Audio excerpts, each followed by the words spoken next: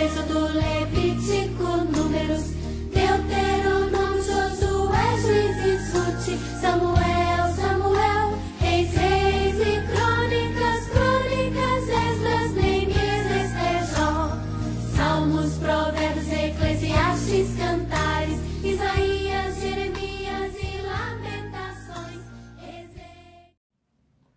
Olá, olá!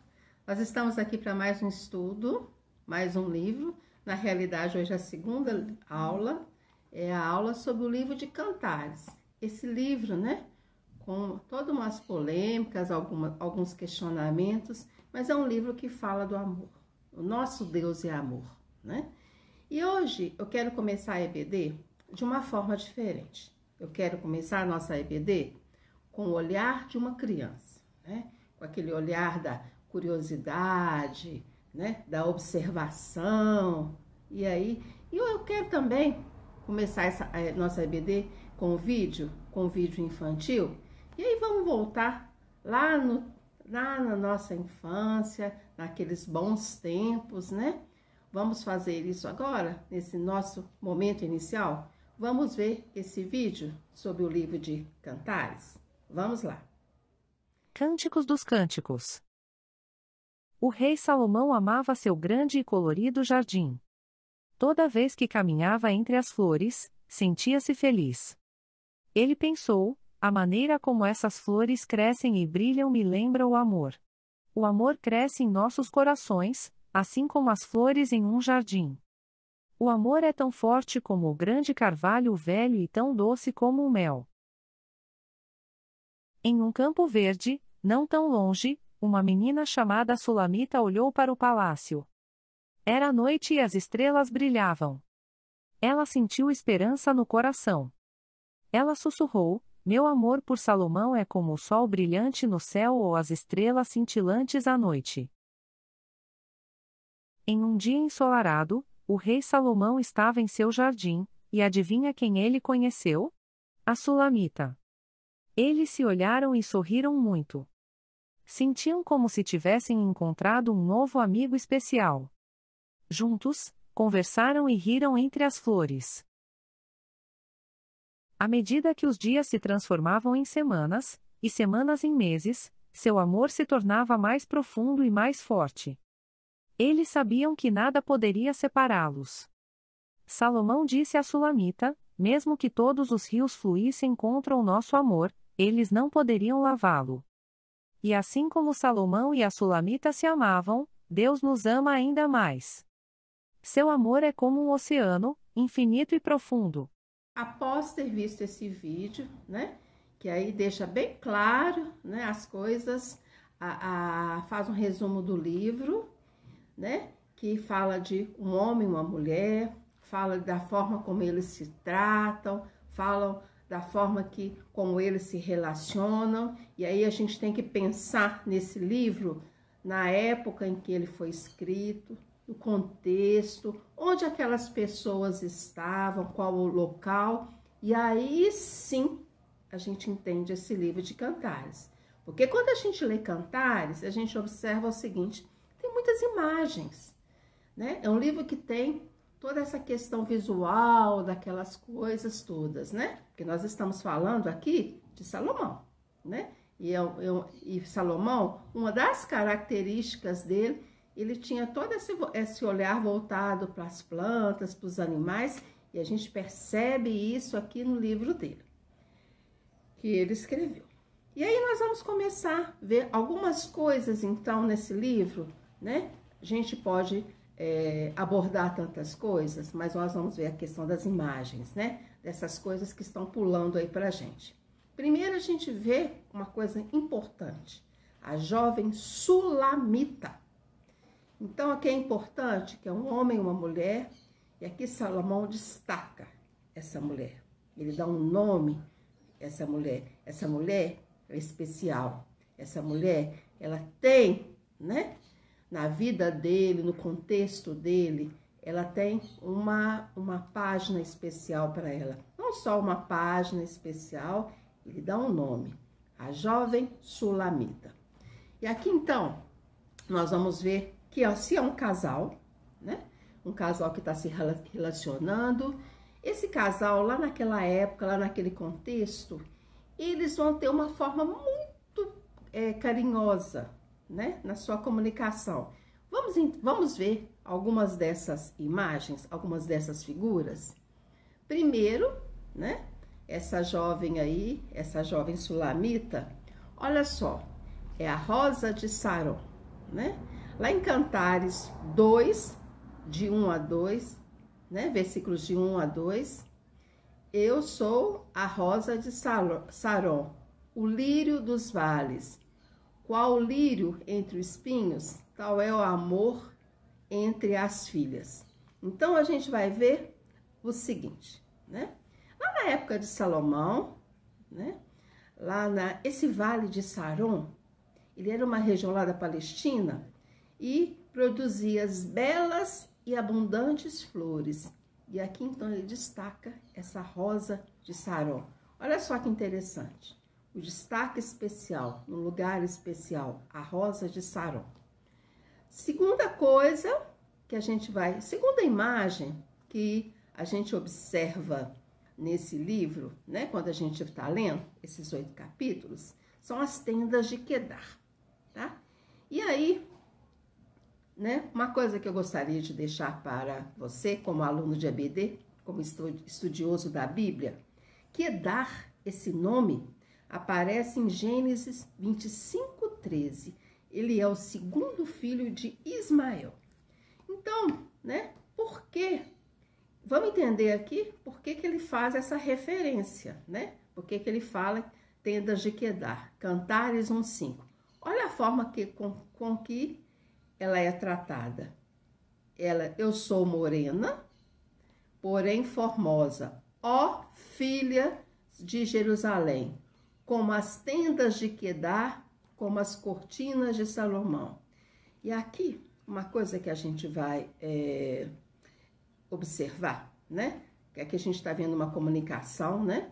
E aí, nessa comunicação aparecem essas imagens. Essa palavra Quedar, ela vem do hebraico e ela significa preto ou marrom. Então, olha só, as tendas de Quedar, a gente imagina lá, né? Lá aquele tanto de tendas, e aí as tendas de Quedar, elas eram feitas de peles de cabras pretas.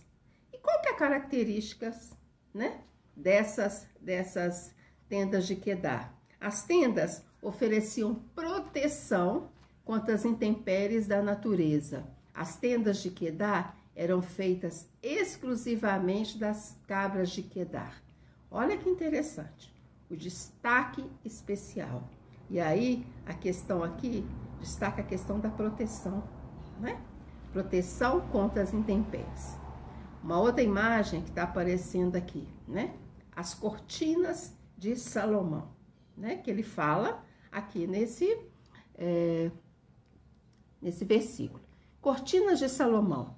Salomão mandou fazer uma cortina para o lugar do Santíssimo. Como é que era essa cortina? Era tecida de linho fino e fios de lã azul, púrpura e vermelha, e bordada com figuras de querubins. Olha que imagem bonita. Olha como é que essas cortinas, elas eram bonitas. Percebe que aqui nesse relacionamento em que eles estão trocando, né? Eles estão aqui num diálogo, trocando uma forma de carinho entre os dois. Eles estão usando expressões, eles estão usando imagens lá do dia a dia dele, do cotidiano deles, mas que tem por trás dessas imagens todo um significado. Agora, uma que eu acho muito interessante, e eu sempre achei essa parte muito interessante, as éguas dos carros, né? Lá dos cavalos de Faraó, lá em Cantares 1:9. Esse versículo diz o seguinte: as éguas dos carros de Faraó te comparo, ó meu amor. É claro que hoje, nos dias atuais, isso não teria sentido, a pessoa poderia até tomar isso como uma ofensa, mas naquela época, naquele contexto, naquele local onde eles viviam, olha só que interessante, as carruagens de Faraó, elas eram puxadas por 4 éguas, chama de quadrigas, né? E como é que é? Quais são as características? Olha só que interessante. Olha só as características daquelas éguas. Elas viviam no aras de Faraó. Elas recebiam todo o cuidado necessário. Era a melhor raça. Hititas. Elas eram adestradas. Elas tinham uma alimentação toda especial. Uma alimentação equilibrada, no horário certo. Elas davam crias de qualidade. Elas eram obedientes. Olha essa característica. Eram éguas que estavam sempre à frente da batalha. Muito interessante. E aí quando a gente lê esse livro e essa imagem pula aqui pra gente, né? Essa imagem ela literalmente está aqui pulando pra gente na nossa leitura. Ela tem um significado, né? Ela tem, lá no contexto daquele casal, lá no dia a dia, lá no cotidiano deles, lá naquela época, aquilo fazia sentido. Para nós, né? Para nós, a gente vai observar o seguinte, muitas vezes as coisas não fazem muito sentido, mas a gente tem que sempre pensar quando foi escrito, como foi escrito, quem escreveu, e aí o livro, aí a palavra de Deus, né? A gente passa a entender melhor as coisas, passa a entender melhor a situação. Lembrando que na EBD, a gente tem esse momento também da gente refletir, pensar, pesquisar, abrir os nossos olhos, né? E lá também, nesse mesmo, né, fala do lírio dos vales. Olha que imagem bonita, né? Lírio dos vales.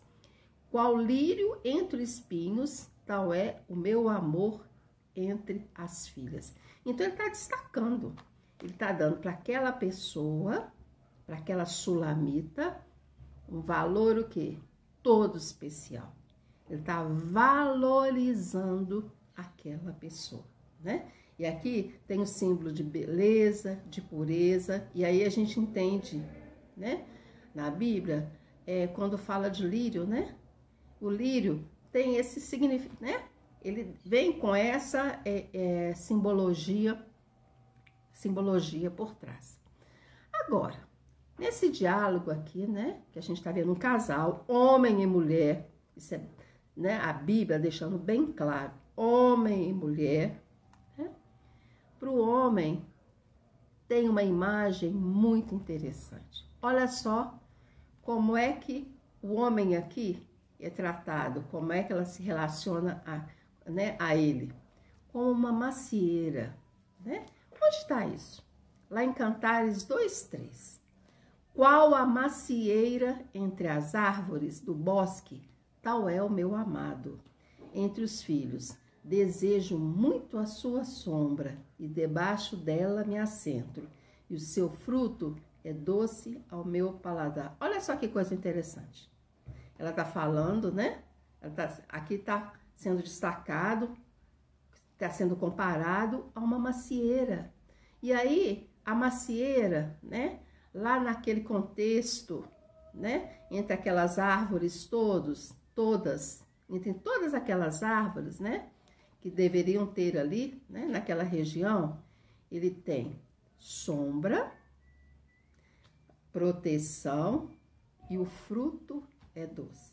Percebe como faz sentido quando a gente pega a imagem e vai ver lá o contexto?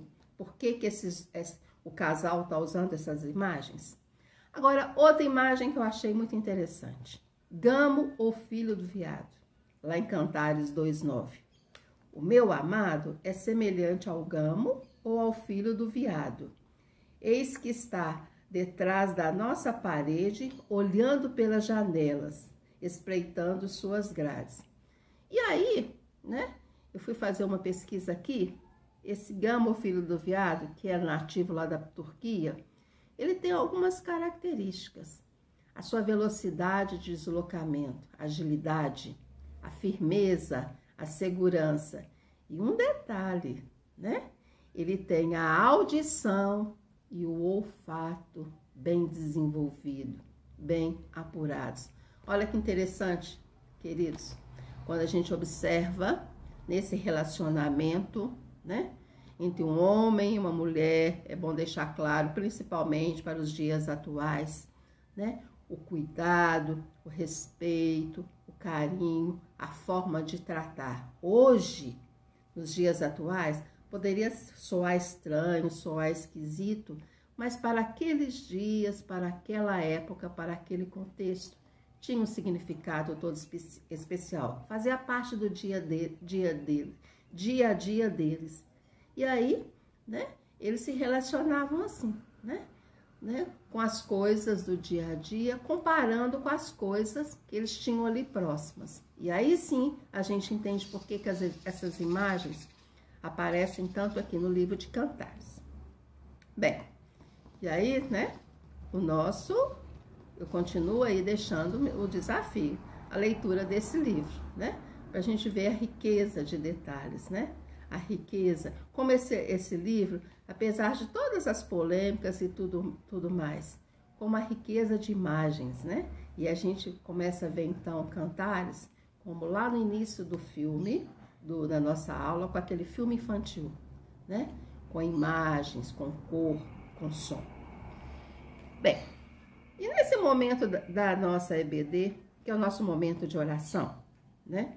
Esse momento tão importante, porque vida cristã, né? Estudo da Bíblia, oração, é o nosso dia a dia, é o nosso caminhar. Eu trouxe um vídeo, esse vídeo, ele foi muito aqui viralizado nas nossas redes sociais, né? E tudo mais, mas eu gostaria de trazer aqui para você, se você conhece. Vamos observar, vamos atentar mais uma vez a essa questão. É uma cientista, é uma neurocientista, e ela fala do poder da oração. É a doutora Rosane Alves. Preste bem atenção o que ela destaca nesse filme, nesse vídeo. Vamos lá? É tão interessante que quando Deus ele nos dá uma orientação, ou ele nos dá um conselho, sempre tem um propósito muito maior do que muitas vezes enxergamos. Uhum. As pessoas muitas vezes consideram que a oração é simplesmente uma forma de nós nos colocarmos na posição de seres humanos inferiores, prestando homenagem e reconhecendo que existe um Deus superior.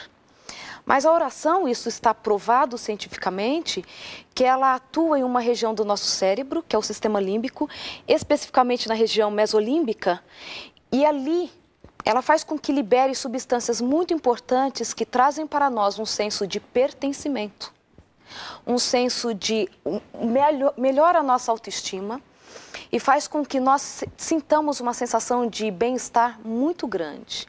Isso é comprovado cientificamente. Estar em oração, e esta é a proposta da oração, é abrir o nosso coração como se abre a um melhor amigo. Uhum. E quando nós vamos a uma sessão terapêutica, o que nós queremos? Contar o que vai no nosso coração, na certeza de que alguém que está ali para nos ouvir, vai não somente nos ouvir, mas também nos indicar um caminho melhor para seguir. Uhum. Uma nova forma de pensar, de lidar com os nossos problemas. Quando abrimos o nosso coração para Deus, é exatamente isso que está acontecendo.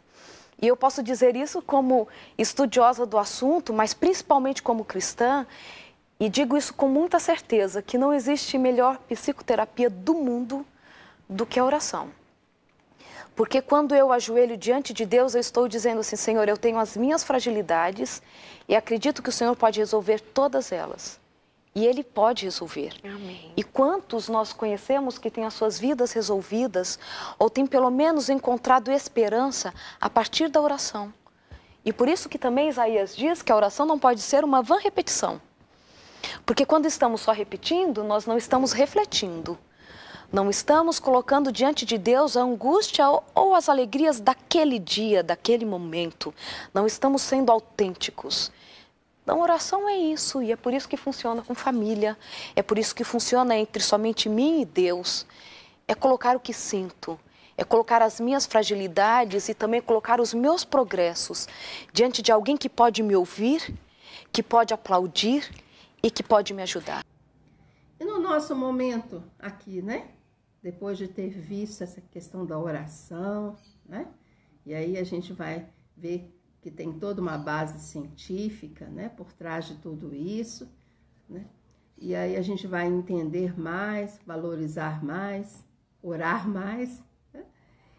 Fazer a oração um ato contínuo em nossa vida. No nosso momento de oração, de adoração, de súplica, nós vamos agradecer a Deus. Agradecer a Deus pelas bênçãos recebidas, né? São tantas as nossas bênçãos. Nós esquecemos, mas o fato de estarmos vivos hoje é uma bênção, é uma grande bênção. Vamos orar pelo nosso Brasil, pelo nosso país, vamos orar pelo nosso presidente. E esse é um ano de eleições aqui, né? Então vamos clamar a Deus para que Deus dê sabedoria, né? E principalmente aí que a gente está num processo de escolha. Nós precisamos sempre ter sabedoria. Vamos orar pelos nossos missionários. Nós temos missionários na nossa igreja, nós temos missionários lá na cidade de Paracatu, o Daniel e a Magda, aquela família missionária. Nós temos o Tiago e Isabela em São Paulo, nós temos a Ana Paula lá em Manaus, ela e a família dela. Vamos orar por essas famílias missionárias e pelos missionários, né? De um modo geral. Vamos orar pelos nossos pastores, pastor Valquimar e a Lídia, para que Deus dê sabedoria, saúde, cuide desse casal. Nós temos o pastor Sincero e a Simone, nós temos o pastor Manuel Atila e o pastor Rubens e a sua esposa. Nós temos pastores em nossa igreja. Vamos cuidar, vamos orar pelos nossos pastores. Vamos orar pelas nossas famílias, as famílias estão sempre nas nossas súplicas, pelas crianças, pelas nossas crianças, pelos nossos adolescentes, pelos nossos jovens. Agosto é o mês da juventude, vamos clamar, né, pelos nossos jovens e vamos clamar pela Laís e pelo Saulo, que esse casal que está aí com essa grande responsabilidade, a responsabilidade dos jovens e dos adolescentes, né? A gente pode colocar esse grupo aí. E nós temos com os adolescentes um casal também, a Danúbia e o Dagoberto. Nossa, que casal, né? Que coisa boa, né? Tão bom. E aí a gente vai vendo Deus com as suas bênçãos. E nós temos um casal para essa área da nossa, né? Para esse grupo tão importante da nossa igreja, os nossos adolescentes. Vamos orar pelos nossos dízimos e pelas nossas ofertas, pelas pessoas que estão dizimando, ofertando, pelo nosso tesoureiro. Vamos orar por ele, pela família dele. Vamos orar pela comissão de finanças, essa comissão que tem essa grande responsabilidade, né, de tratar, de cuidar dos dízimos e das ofertas. E vamos orar, meus queridos, pelos nossos ministérios que já estão aí atuando, agindo, né? Que Deus capacite, Deus dê sabedoria, Deus levante novas pessoas para ajudar, pela nossa liderança e pelos diáconos. Vamos sempre orar por esse grupo, essas pessoas que estão próximas ao nosso pastor, ao pastor Valquimar. E vamos orar por esse grupo que eu sempre falo nele aqui, os nossos idosos e nossos enfermos. Que Deus abençoe, que Deus dê conforto, consolo, né? Que eles sejam tratados com carinho, que tenha sempre pessoas para cuidar dos nossos idosos e nossos enfermos. E orar pelos cuidadores, né? Por essas pessoas que estão aí cuidando, estão aí no dia a dia, né? Toda essa equipe, porque na realidade torna-se uma equipe cuidando de idosos e de enfermos. E vamos então agora, nesse momento da EBD, pela nossa construção. A gente já vê, né, o sonho surgindo, o sonho se materializando, para que Deus abençoe a nossa construção, os profissionais envolvidos, pelos recursos, né? E que tudo seja feito para a honra e glória do nosso Deus. E vamos orar pela nossa EBD, pelos professores, porque agora é uma grande equipe. Que bom, é uma equipe.